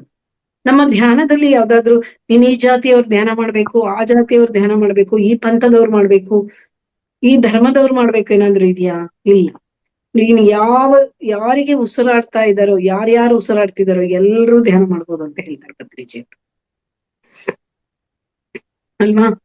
ಯಾರ್ಯಾರು ಉಸಿರಾಡ್ತಿದಾರೋ ಎಲ್ಲರೂ ಧ್ಯಾನ ಮತ್ತೆ ಪ್ರತಿ ಮಾನವನಿಗೂ ಧ್ಯಾನ ಮಾಡುವ ಹಕ್ಕಿದೆ. ಅದಕ್ಕೆ ಧ್ಯಾನ ಜಗತ್ ಮಾಡ್ಬೇಕು ಅಂತ ಪತ್ರಿಜಿಯವರು ಹೇಳ್ತಿದ್ದಿದ್ದು. ಯಾಕೆ? ಪ್ರತಿಯೊಬ್ಬ ಮಾನವನು ಧ್ಯಾನಿ ಆಗ್ಬೇಕು. ಮತ್ತೆ ಎಲ್ಲಪ್ಪ ಆಗದು? ಧ್ಯಾನ ಜಗತ್ ಆಗಿದೆ ಅಂತಾರೆ, ಎಲ್ಲಪ್ಪ ಆಗದು ಅನ್ಸುತ್ತೆ ನಮಗೆ. ಇಷ್ಟೆಲ್ಲ ಎಷ್ಟೋ ಕೋಟಿ ಜನರಲ್ಲಿ ಎಷ್ಟು ಜನ ಧ್ಯಾನ ಮಾಡ್ತಾರೆ? ಎಷ್ಟು ಜನ ಧ್ಯಾನ ಮಾಡ್ತಾರೆ? ಆದ್ರೆ ಇಲ್ಲೇನಪ್ಪಾ ಅಂದ್ರೆ, ನಾವು ಧ್ಯಾನಕ್ಕೆ ಬರ್ಬೇಕು ಅಂದ್ರೆ ಒಂದು ಸಾತ್ವಿಕ ಗುಣದವರಾಗಂದ್ರು ಇರ್ಬೇಕು. ಈ ಆತ್ಮ ಫಸ್ಟ್ ಹುಟ್ಟಿದಾಗ ತಮೋ ಗುಣದಲ್ಲಿರುತ್ತೆ, ಆಮೇಲೆ ತಮೋ ಗುಣದಲ್ಲಿ ಎಷ್ಟೋ ಜನ್ಮಗಳಿರ್ತದೆ, ಆಮೇಲೆ ರಜೋಗುಣಕ್ಕೆ ಬರುತ್ತೆ, ರಜೋಗುಣದಲ್ಲಿ ಎಷ್ಟೋ ಜನ್ಮಗಳಾಯ್ತತ್ತೆ, ಆಮೇಲೆ ಸಾತ್ವಿಕ ಗುಣಕ್ಕೆ ಬಂದಾಗ. ಅದಕ್ಕೆ ನೋಡ್ರಿ, ನಾವ್ ಯಾರ್ದಾದ್ರೂ ಧ್ಯಾನ ಹೇಳಿದ್ರೆ ಬೇಗ ಯಾಕೆ ಬರೋದಿಲ್ಲ? ಯಾರು ಸಾತ್ವಿಕ ಗುಣದಲ್ಲಿ ಇರ್ತಾರೋ ಅವ್ರು ಬೇಗ ಅದಕ್ಕೆ ಅಟ್ರಾಕ್ಟ್ ಆಗ್ತಾರೆ, ಧ್ಯಾನವನ್ನ ಒಪ್ಕೊಳ್ತಾರೆ, ಧ್ಯಾನ ಮಾಡಕ್ಕೆ ಬರ್ತಾರೆ. ತಮೋ ಗುಣದಲ್ಲಿ ಇರ್ತಕ್ಕಂಥವ್ರು ಬರೋದಿಲ್ಲ ಬೇಗ. ಯಾರೋ ಒಬ್ರು ಬೇಗ ಅದನ್ನ ಕಲ್ತು, ಅವ್ರ ಹತ್ರ ಬಂದಿದ್ಯಪ್ಪ ವಿದ್ಯೆ, ಕಲ್ತು ಉದ್ಧಾರ ಆಗತಕ್ಕಂಥವ್ರು ಯಾರೋ ಒಬ್ರು. ಎಲ್ಲರೂ ಹೆಚ್ಚು ಹೆಚ್ಚು ಈ ತಮೋ ಪ್ರಧಾನ ರಜೋ ಪ್ರಧಾನದಲ್ಲಿರ್ತಕ್ಕಂಥ ಜಾಸ್ತಿ ಇರ್ತಾರೆ, ಆ ಜನ್ಮಗಳೇ ಜಾಸ್ತಿ ಇರುತ್ತೆ. ಅದಕ್ಕೆ ಈ ಭೂಮಿ ಮೇಲೆ ಒಂದು 85-90% ಅವರೇ ಇರ್ತಾರೆ ಜಾಸ್ತಿ. ಎಲ್ಲೋ ಒಂದು 8-10% ಸಿಗ್ತಾರೇನು ಸಾತ್ವಿಕ ಗುಣದವರು. ಅವರು ಧ್ಯಾನಕ್ಕೆ ಬೇಗ ಅಟ್ರಾಕ್ಟ್ ಆಗ್ತಾರೆ. ಯಾಕೆಂದ್ರೆ ಅವ್ರು ಎಷ್ಟೋ ಜನ್ಮಗಳೆತ್ತಿ ಎಲ್ಲ ಅನುಭವಗಳನ್ನ ಪಡೆದಿರ್ತಾರೆ. ಒಂದೊಂದು ಗುಣದಲ್ಲೂ ಅವರ ಅನುಭವಗಳು ಆಗಿ ಆಮೇಲೆ ಇವರು ಈ ಒಂದು ಸಾತ್ವಿಕ ಗುಣಕ್ಕೆ ಬಂದಿರ್ತಾರೆ. ಈಗ ನಾವು ಧ್ಯಾನಕ್ಕೆ ಸಾತ್ವಿಕ ಗುಣದಲ್ಲಿದ್ದಾಗ ಬಂದಾಗ ನಾವು ಸಾಧನೆ ಮಾಡ್ತಾ ಮಾಡ್ತಾ ಏನಾಗ್ಬೇಕು? ನಿರ್ಗುಣ ಸ್ಥಿತಿಯನ್ನ ಪಡಿಬೇಕು. ನಿರ್ಗುಣ ಸ್ಥಿತಿಯತ್ತ ನಮ್ಮ ಒಂದು ಪಯಣ ಆಗ್ಬೇಕು. ಯಾವುದು ಬೇಡ, ತಮೋ ರಜೋ ಸತ್ವ ಎಲ್ಲ ಬಿಟ್ಟು ನಿರ್ಗುಣರಾಗ್ಬೇಕು. ಲಲಿತಾ ಸಹಸ್ರನಾಮದಲ್ಲಿ ಹೇಳ್ತಾರೆ, ನಿಸ್ತ್ರೈಗುಣ್ಯೋ ಭವಾರ್ಜುನ ಅಂತ ಇದ್ರಲ್ಲೂ ಬರುತ್ತೆ, ಭಗವದ್ಗೀತೆಯಲ್ಲೂ ಬರುತ್ತೆ. ಲಲಿತಾ ಸಹಸ್ರನಾಮದಲ್ಲಿ ಏನ್ ಬರುತ್ತೆ? ಅಂತರ್ಮುಖ ಸಮಾರಾಧ್ಯ ಬಹಿರ್ಮುಖ ಸುದುರ್ಲಭ. ಅಂದ್ರೆ ನಾನು ಇವಾಗ ಹೇಳ್ದೆ, ಹೊರಗಡೆ ಎಷ್ಟೋ ಮಾಡ್ತೀವಿ ನಾವು, ಎಷ್ಟೋ ಒಂದು ಸಾಧನೆ ಮಾಡ್ತಾ ಹೋಗ್ತೀವಿ, ನಮಗೆ ಅದ್ರಲ್ಲಿ ಚೆನ್ನಾಗಾಗುತ್ತೆ, ಇದ್ರಲ್ಲಿ ಚೆನ್ನಾಗಾಗುತ್ತೆ, ಹಿಂಗ್ ಮಾಡಿದ್ರಾಗುತ್ತೆ, ಆದ್ರೆ ಅಂತರ್ಮುಖ ಸಮಾರಾಧ್ಯ, ನಿನ್ನ ಅಂತರ್ಮುಖದಲ್ಲಿ ಸಮಾರಾಧನೆ ಇದೆ, ಬಹಿರ್ಮುಖ ಸುದುರ್ಲಭ. ಹೊರಗಡೆ ಮಾಡಿದ್ರೆ ದುರ್ಲಭ, ಸಿಗದಿಲ್ಲ ನಿನಗೇನು. ಏನೋ ತಾತ್ಕಾಲಿಕವಾಗಿ ಉಪಶಮನ ಸಿಗ್ಬೋದು, ನಿನಗೆ ಒಂದು ಒಳ್ಳೆಯ ಮನಸ್ಥಿತಿ ಆತ್ಮಜ್ಞಾನ ಬೇಕು ಅಂದ್ರೆ ಅಂತರ್ಮುಖಿ ಆದ್ರೆ ಮಾತ್ರ. ಶ್ವಾಸ ವಿದ್ಯೆ ಇದ್ರನೆ ನಾವು ಅಂತರ್ಮುಖರಾಗತಕ್ಕಂಥದ್ದು. ಇದು ಅಂತರ್ಪಯಣ ಮಾಡಿದಾಗ್ಲೇ ನಾವು ಅಂತರ್ಮುಖರಾಗಿ ನಮ್ಮ ಒಂದು ಆತ್ಮಸ್ಥಿತಿಯನ್ನ ತಿಳ್ಕೊಳ್ತಕ್ಕಂಥದ್ದು, ಆತ್ಮಜ್ಞಾನವನ್ನ ಪಡೀತಕ್ಕಂಥದ್ದು. ಈಗ ಧ್ಯಾನ ಮಾಡ್ತಾ ಇದ್ರೆ ನೀನು ಆತ್ಮಸ್ವರೂಪನಪ್ಪ ಅಂತ ಹೇಳಿದ್ರೆ ನಾವು ಒಪ್ಕೊಂತೀವಿ. ಧ್ಯಾನ ಏನೋ ಮಾಡಲ್ಲ, ಅವ್ರಿಗೇನೂ ಇಲ್ಲ, ಪ್ರಾಪಂಚಿಕವಾಗಿರೋರ್ಗೆ ನೀನ್ ಆತ್ಮಸ್ವರೂಪ ಅಂದ್ರೆ ಒಪ್ಕೊಂತಾರ? ಎಲ್ಲಿದೆ ಅದು? ಹೇಗಿದೆ ಅದು? ಹೆಂಗ್ ಹೇಳ್ತೀಯ? ಯಾಕೆಂದ್ರೆ ಅದು ಕಣ್ಣಿಗೆ ಕಾಣಿಸಲ್ಲ. ನಾವು ಇಷ್ಟೂ ದಿನ ಹುಟ್ಟಿದಾಗಿಂದ ಈ ಎಷ್ಟೋ ಜನ್ಮಗಳು ತಗೊಂಡ್ ಬಂದ್ರು ನಾವು ಮಾಡಿರೋದೆಲ್ಲ ದೇಹಕ್ಕಾಗಿ ಮಾಡಿದೀವಿ, ಆತ್ಮಕ್ಕಾಗಿ ಏನು ಮಾಡಿಲ್ಲ. ಇವತ್ತು ಧ್ಯಾನ ಕಲ್ತ ಮೇಲೆ ನಾವು ಆತ್ಮಕ್ಕಾಗಿ ಮಾಡ್ತಾ ಇದ್ದೀವಿ. ಆತ್ಮ ಚೆನ್ನಾಗಿದ್ರೆ ದೇಹ ಚೆನ್ನಾಗಿರುತ್ತೆ. ಯಾಕೆ ನಮ್ಗೆ ಎಷ್ಟೋ ಪ್ರಾಬ್ಲಮ್ಸ್ ಕ್ಲಿಯರ್ ಆಗ್ತಾ ಬರುತ್ತೆ ಅಂದ್ರೆ ಮೇಯ್ನು ಆತ್ಮ ಚೆನ್ನಾಗಿರ್ಬೇಕು. ಈ ಧ್ಯಾನ ಮಾಡೋದ್ರಿಂದ ಆತ್ಮಶಕ್ತಿ ಹೆಚ್ಚಾಗುತ್ತೆ. ಇದೇ ಮಹಾವಿದ್ಯೆ. ಇದು ಕಲ್ತವ್ರು ನಾವು ವಿನಯರವಂತರಾಗಿರ್ತೀವಿ. ಧ್ಯಾನ ವಿದ್ಯೆ ಕಲ್ತಂತವ್ರು ನಾವು ವಿನಯವಂತರಾಗ್ತೀವಿ. ಇಲ್ಲ ಅಂದ್ರೆ ಪಶು ಸಮಾನ. ಯಾವ್ದಾದ್ರು ಪಕ್ಷಿಗಳು ಧ್ಯಾನ ಮಾಡ್ತಾವ? ಪ್ರಾಣಿಗಳು ಧ್ಯಾನ ಮಾಡ್ತಾವ? ಅವಕ್ಕೆಲ್ಲ ಧ್ಯಾನ ಹೇಳ್ಕೊಡಕ್ ಆಗುತ್ತಾ ನಾವು? ಅವರು ಆಲ್ರೆಡಿ ಆ ಒಂದು ಸ್ಥಿತಿಯಲ್ಲಿ ಇರ್ತವೆ ಅಂತೆಲ್ಲ ಹೇಳ್ತೀವಿ, ಆದ್ರೆ ಆತ್ಮಜ್ಞಾನ ಬ್ರಹ್ಮಜ್ಞಾನ ಅವಕ್ಕೆ ಬರೋಕೆ ಸಾಧ್ಯ ಇಲ್ಲ. ಅದಕ್ಕೆ ನಮ್ಮ ಒಂದು ದಾಸರು ಹೇಳಿರ್ತಕ್ಕಂಥದ್ದು, ಮಾನವ ಜನ್ಮ ದುರ್ಲಭ, ಹಾಳು ಮಾಡಿಕೊಳ್ಳದಿರೋ ಹುಚ್ಚಪ್ಪಗಳಿರ. ಮಾನವ ಜನ್ಮ ಸಿಗೋದೇ ಕಷ್ಟ, ಅದನ್ನ ವೇಸ್ಟ್ ಮಾಡ್ಕೋಬೇಡಿ. ನಾವ್ ಏನೇನೋ ಮಾಡಿ ನಮ್ಮ ಜನ್ಮವನ್ನ ವ್ಯರ್ಥ ಮಾಡ್ಕೊಂಡ್ಬಿಟ್ರೆ ಮತ್ತೆ ಮಾನವ ಜನ್ಮಕ್ಕೆ ಬಂದು ನಾವ್ ಏನ್ ಸಾಧನೆ ಮಾಡ್ತೀವೋ ಬಿಡ್ತೀವೋ ಗೊತ್ತಿಲ್ಲ. ಯಾಕೆಂದ್ರೆ ಇವತ್ತು ನಮ್ಗೆ ಧ್ಯಾನ ಸಿಕ್ಕಿದೆ, ಒಂದು ಜೋಳಿಗೆಗೆ ಕೈ ಹಾಕಿದೀವಿ, ನಮಗ್ ಕೇಸರಿ ಬಾತ್ ಸಿಕ್ಕಿದೆ. ಸಿಕ್ಕಿರೋದನ್ನ ಬಿಟ್ರೆ ಮತ್ತೆ ಕೇಸರಿ ಬಾತ್ ಸಿಗುತ್ತೋ ಇಲ್ಲೋ, ಇನ್ನೇನೇನು ಸಿಗುತ್ತೋ, ಸಿಕ್ಕಾಗ ನಾವ್ ಅದನ್ನ ಅನುಭವಿಸಿ ತಿಂದು ಎಂಜಾಯ್ ಮಾಡ್ಬಿಡ್ಬೇಕು. ಹಂಗೆ ಇವತ್ತು ಧ್ಯಾನ ಸಿಕ್ಕಿದೆ, ನಾವ್ ಅದನ್ನ ಧ್ಯಾನ ಮಾಡಿ ಫಲ ಪಡೆದು ನಾವು ಆತ್ಮಜ್ಞಾನ ತಿಳ್ಕೊಂಡು ಬ್ರಹ್ಮಜ್ಞಾನಿಗಳಾಗಿ ನಾವು ಮುಂದುವರಿಬೇಕು. ಈ ಮಾನವ ಜನ್ಮ ಹೇಗೆ, ನಾವು ಈ ಒಂದು ಜನ್ಮದಲ್ಲಿ ಏನು ಸಾಧನೆ ಮಾಡ್ತೀವೋ ಅದು ಜನ್ಮ ಜನ್ಮಕ್ಕೂ ಮುಂದಕ್ಕೆ ಹೋಗ್ತಾ ಬರುತ್ತೆ. ಈ ಕರ್ಮ ಸಿದ್ಧಾಂತದಲ್ಲೆಲ್ಲ ಬರ್ತಾ ಹೋಗ್ತದೆ. ಅದು ಒಂದು ಬೇರೆ ಸಬ್ಜೆಕ್ಟ್, ಕರ್ಮ ಸಿದ್ಧಾಂತ ಅನ್ನತಕ್ಕಂಥದ್ದು. ಈಗ ಸದ್ಯಕ್ಕೆ ಈ ಶ್ವಾಸ ವಿದ್ಯೆ ಅಂದ್ರೇನು, ಮಹಾವಿದ್ಯೆ ಅದು, ಇದ್ರ ಬಗ್ಗೆನೇ ತಿಳ್ಕೊಳ್ತಾ ಹೋಗೋಣ. ಅದಕ್ಕೆ ನಾವು ಧ್ಯಾನ ಸಿಕ್ಕಿದೆ, ಧ್ಯಾನವನ್ನ ಬಿಡಬಾರ್ದು. ಪ್ರತಿಯೊಂದು ಕಾರ್ಯದ ಹಿಂದೆ ಕಾರಣ ಇರುತ್ತೆ. ಅಂದ್ರೆ ನಮ್ಮ ಜನ್ಮದ ಹಿಂದೆನೂ ಕೂಡ ಒಂದು ಕಾರಣ ಇದ್ದೇ ಇರುತ್ತೆ. ಕಾರ್ಯ ಕಾರಣ ಸಂಬಂಧ ಅಂತ ಹೇಳ್ತೀವಿ. ಈ ಭೂಲೋಕಕ್ಕೆ ಬಂದಿರತಕ್ಕಂತ ಪ್ರತಿಯೊಬ್ಬ ಮಾನವನ ಹಿಂದೆನೂ, ಆ ಜನ್ಮದ ಹಿಂದೆನೂ ಒಂದು ಕಾರಣ ಇರುತ್ತೆ.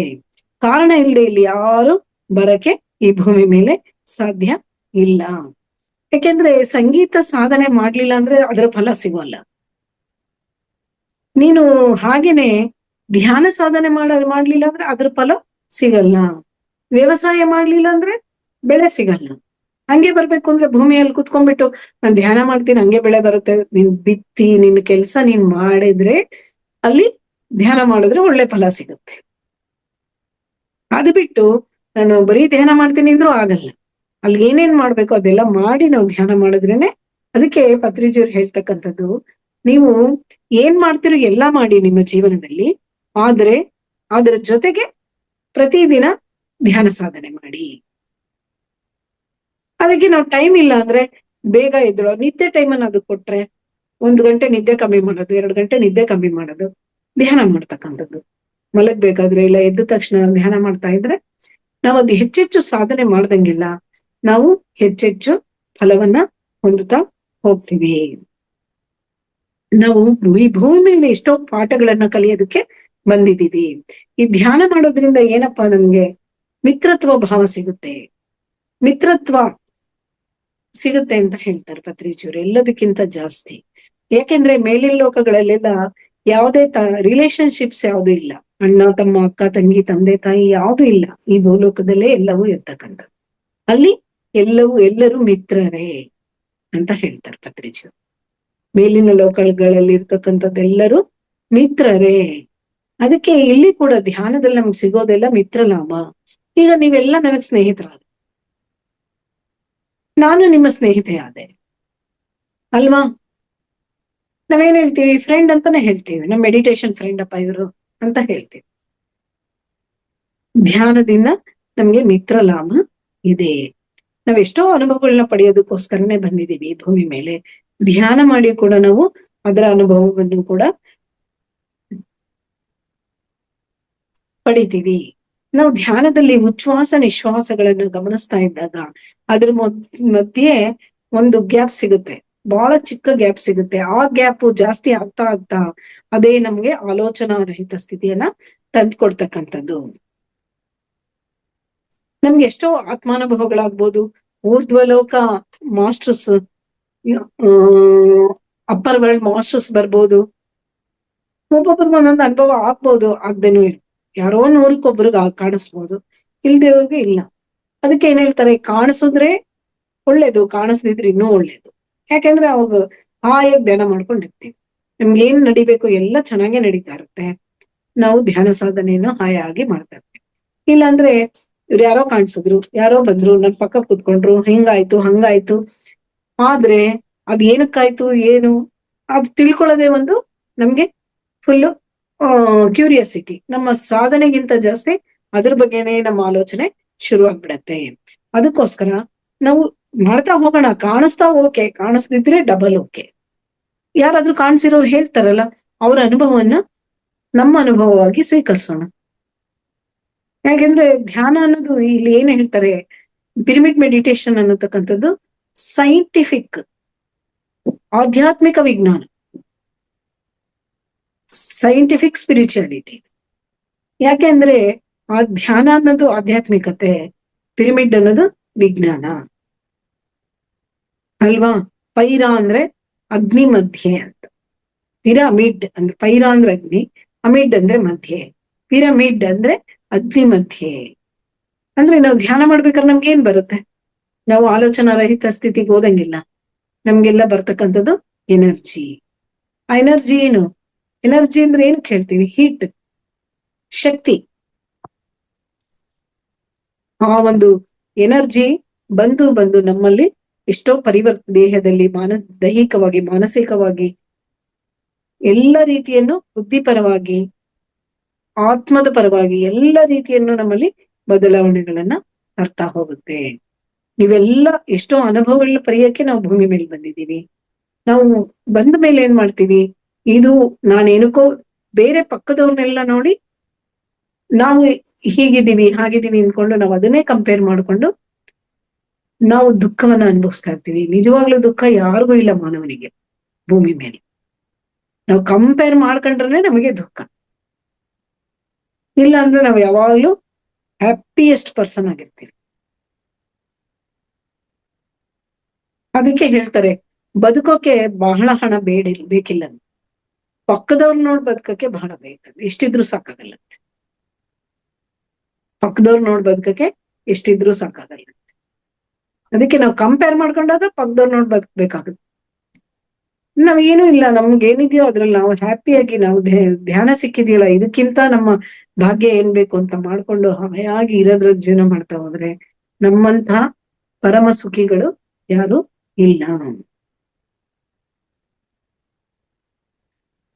ಅದಕ್ಕೆ ಈ ಒಂದು ಜ್ಞಾನವನ್ನ ತಿಳ್ಕೊಂಡ್ರವ್ರು ಏನ್ ಹೇಳ್ತಾರೆ, ಪಂಡಿತರು ಅಂದ್ರೆ ಏನು? ಅವ್ರು ಹೆಚ್ಚೆಚ್ಚು ವಿಚಾರಗಳನ್ನ ತಿಳ್ಕೊಂಡಿರ್ತಾರೆ ಅಲ್ವಾ. ವಿಚಾರವಂತರು, ಹೆಚ್ಚೆಚ್ಚು ವಿಚಾರಗಳನ್ನ ತಿಳಿಸೋರ್ನ ನಾವು ಪಂಡಿತರು ಅಂತ ಹೇಳ್ತೀವಿ. ಅದಕ್ಕೆ ಆ ಭಗವದ್ಗೀತೆಯಲ್ಲಿ ಒಂದು ಶ್ಲೋಕ ಬರುತ್ತೆ, ವಿದ್ಯಾ ವಿನಯ ಸಂಪನ್ನೆ ಬ್ರಾಹ್ಮಿಣಿ ಗವಿಹಸ್ತಿನಿ ಶುನಿಚೈವ ಶ್ವಪಾಕೆ ಚ ಪಂಡಿತ ಸಮದರ್ಶಿನಃ. ವಿದ್ಯಾ ವಿನಯ ಸಂಪನ್ನೆ ಅಂದರೆ ಒಬ್ಬ ಬ್ರಹ್ಮಜ್ಞಾನಿ, ಅದರಲ್ಲೂ ವಿದ್ಯೆಯಲ್ಲಿ ವಿದ್ಯೆಯನ್ನ ಕಲಿತು ವಿನಯವಂತನಾದವನು ಅಂದ್ರೆ ಬ್ರಹ್ಮಜ್ಞಾನಿ.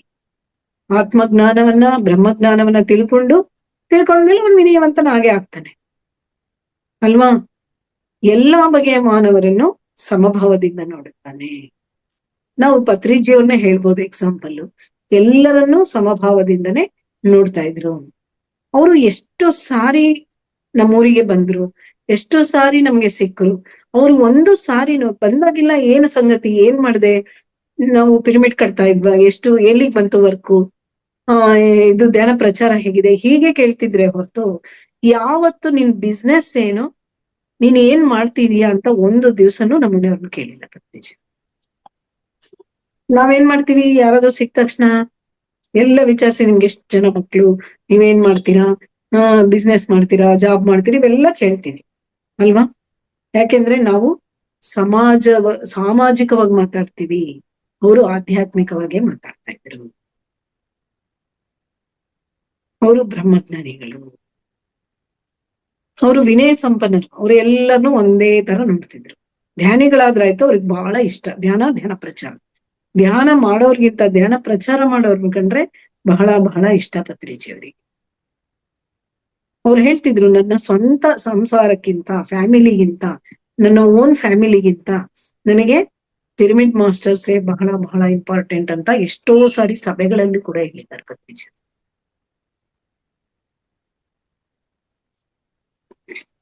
ಅದಕ್ಕೆ ಅವರು ಯಾರನ್ನಾದ್ರೂ ಆಗ್ಲಿ ಈಕ್ವಲ್ ಆಗಿ ನೋಡ್ತಾರೆ. ಇಲ್ಲಿ ಏನಪ್ಪಾ ಅಂದ್ರೆ, ವಿದ್ಯಾ ವಿನಯ ಸಂಪನ್ನೆ ಬ್ರಾಹ್ಮಣಿ ಗವಿ ಹಸ್ತಿನಿ ಗೋವು ಎನ್ನುವ ಪದಗಳು ಸಾಧುತ್ವಕ್ಕೂ ಜ್ಞಾನತ್ವಕ್ಕೂ ಪ್ರತೀಕ. ಸಾಧುತ್ವ ಮತ್ತು ಜ್ಞಾನತ್ವಕ್ಕೆ ಪ್ರತೀಕ. ಶುನಿ ಶ್ವಪಾಕೆ ಎನ್ನುವ ಪದಗಳು ಅಲ್ಪತ್ವಕ್ಕೂ ಮೃಗತ್ವಕ್ಕೂ ಪ್ರತೀಕ. ಅದು ಪಿರಮಿಡ್ ಸೊಸೈಟಿ ಮಾಸ್ಟರ್ಸ್ ಧ್ಯಾನ ವಿಜಯಿಗಳಂತೆ. ಸಾರ್ ಬಹಳ ಹೇಳೋರು, ಪಿರಮಿಡ್ ಮಾಸ್ಟರ್ಸ್ ಅಂದ್ರೆ ಯಾರಿಗೂ ಕಡಿಮೆ ಇಲ್ಲ ಈ ಪ್ರಪಂಚದಲ್ಲಿ ಪಿರಮಿಡ್ ಮಾಸ್ಟರ್ಸ್ ಅನ್ನೋ ಒಂದು ವಿಚಾರವನ್ನ ಹೇಳ್ತಾ ಇದ್ರು. ಗ್ರೇಟ್ ಮಾಸ್ಟರ್ಸ್ ಅವರು ಒಂದು ಸಂಪೂರ್ಣ ಜ್ಞಾನ ಸಂಪನ್ನರು. ಯಾಕೆಂದ್ರೆ ಧ್ಯಾನ ವಿದ್ಯೆ ಮಹಾವಿದ್ಯೆ. ಆ ಮಹಾವಿದ್ಯೆನ ಕಲ್ತ ಮೇಲೆ ನಮ್ಗೆ ವಿನಯ ಬಂದೇ ಬರುತ್ತೆ. ಅದು ನಿಜವಾದ ವಿದ್ಯೆ ಅದೇನೆ. ಆ ಒಂದು ಅದು ಜ್ಞಾನ ಸಂಪನ್ನರು ನಮ್ಗೆ. ಯಾಕೆಂದ್ರೆ ಧ್ಯಾನ ಮಾಡಿದ್ಮೇಲೆ ನಾವು ಜ್ಞಾನ ತಿಳ್ಕೊಳ್ತಾ ಹೋಗ್ತೀವಿ. ಜ್ಞಾನ ನಮ್ಗೆ ಬಂದೇ ಬರುತ್ತೆ. ನಾವು ಜ್ಞಾನಾರ್ಜನೆ ಮಾಡಿ ಜ್ಞಾನಿಗಳಾಗೇ ಆಗ್ತೀವಿ. ಅದರಿಂದನೇ ನಮ್ಮ ಒಂದು ಏನ್ ಹೇಳ್ತೀವಿ, ಧ್ಯಾನದಿಂದ ಜ್ಞಾನ, ಜ್ಞಾನದಿಂದ ಮುಕ್ತಿ ಅನ್ನತಕ್ಕಂಥದ್ದು. ಜ್ಞಾನ ತಿಳ್ಕೊಂಡ್ರೆ ನಾವು ಮುಕ್ತಿ ಪಥಕ್ಕೆ ಸಾಗತಕ್ಕಂಥದ್ದು. ಯಾಕೆಂದ್ರೆ ನಮಗೆ ಏನೇ ಒಂದು ಪ್ರಾಬ್ಲಮ್ ಬಂದ್ರು ನಮ್ಗೇನ್ ಅನ್ಸುತ್ತೆ, ಯಾಕೆ ಬಂದಿದೆ ಇದು?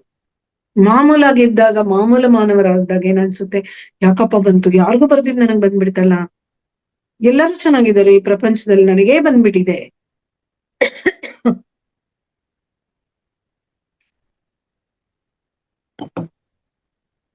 ನನಗೆ ಯಾಕೆ ಬಂತು ಈ ಸಮಸ್ಯೆ, ಇಷ್ಟು ಕಷ್ಟ ಬಂದ್ಬಿಡ್ತಲ್ಲ ಅಂತ ಯೋಚನೆ ಮಾಡಿ.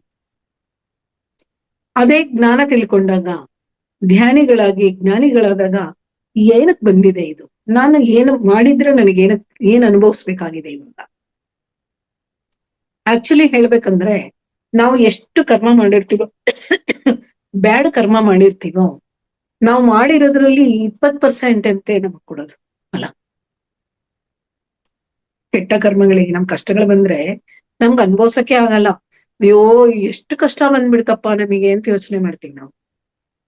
ಆದ್ರೆ ನಾವ್ ಅಲ್ಲಿ ಅದ್ರ ಹಿಂದೆ ಯೋಚನೆ ಮಾಡ್ಬೇಕು, ನಾನು ಏನ್ ಮಾಡಿದ್ದೆ. ಒಬ್ಬ ವ್ಯಕ್ತಿಯಿಂದ ನಮಗ್ ತೊಂದರೆ ಆದಾಗ ನಾವು ಅವ್ರಿಗೆ ಎಷ್ಟು ಕಷ್ಟ ಕೊಟ್ಟಿದ್ವಿ, ಯಾವ ಜನ್ಮದಲ್ಲಿ ನಾವು ಅವರಿಗೆ ಎಷ್ಟು ಕಷ್ಟ ಕೊಟ್ಟಿದ್ವಿ, ನಾವೇ ಅವ್ರನ್ನೆಲ್ಲ ತಂದ್ಕೊಂಡಿದ್ವಿ ಈ ಜನ್ಮಕ್ಕೆ.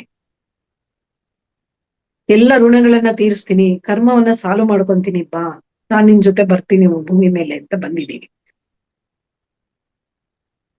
ನಾವು ಆ ಜನ್ಮದಲ್ಲಿ ಒಂದ್ ₹1,00,000 ಅವನಿಗೆ ಮೋಸ ಮಾಡಿದ್ರೆ ಅವ್ನು 20,000 ಮೋಸ ಮಾಡಿರ್ತಾನೆ. ನಮ್ಗೆ ಅದನ್ನೇ ತಟ್ಕೊಳಕ್ಕಾಗಲ್ಲ.